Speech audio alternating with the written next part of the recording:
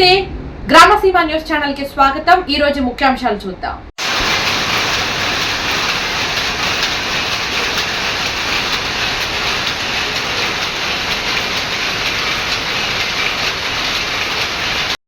కార్మికులకు నమస్కారం తెలియజేస్తున్నాము।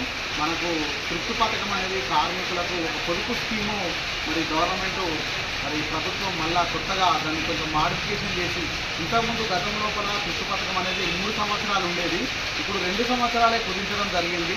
ముఖ్యంగా పవర్లూమ్ వర్కర్కు 1200, అదేవిధంగా అనుబంధ కార్మికులకు 800 రూపాయలతో పొదుపుతోటి 2 సంవత్సరాలు మాత్రమే, దాదాపు 24 నెలలు మాత్రం పొదుపు చేసుకోవడం వల్ల అంతే అమౌంట్ మళ్ళీ ప్రభుత్వం జమ చేసే అవకాశం ఉంది। ఇది మంచి స్కీము।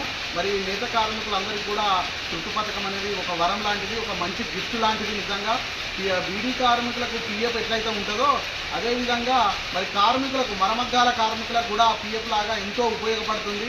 వాళ్ళ యొక్క పగారంలో 8% పొదుపు చేసుకోవడం వల్ల భవిష్యత్తులో వాళ్ళ కుటుంబాల అవసరాలు, పిల్లల పెళ్ళిళ్ళు కానీ, ఇల్లు కట్టుకోవడం కానీ, వాళ్ళ అనారోగ్య పరిస్థితులు కానీ మనకు ఆపదల పొదుపు చేయడం వల్ల పెద్ద మొత్తంలో అమౌంట్ వచ్చి మనకు ఎంతో ఉపయోగకరంగా ఉంటుంది కనుక కార్మికులు పెద్ద మొత్తంలో తృప్తి పథకంలో చేరాలని కోరుతున్నాము। ఇప్పటి వరకు దాదాపు మన సిరిసిల్లాలో ఒక 2400 మంది కూడా దరఖాస్తులు మాకు అందజేశారు।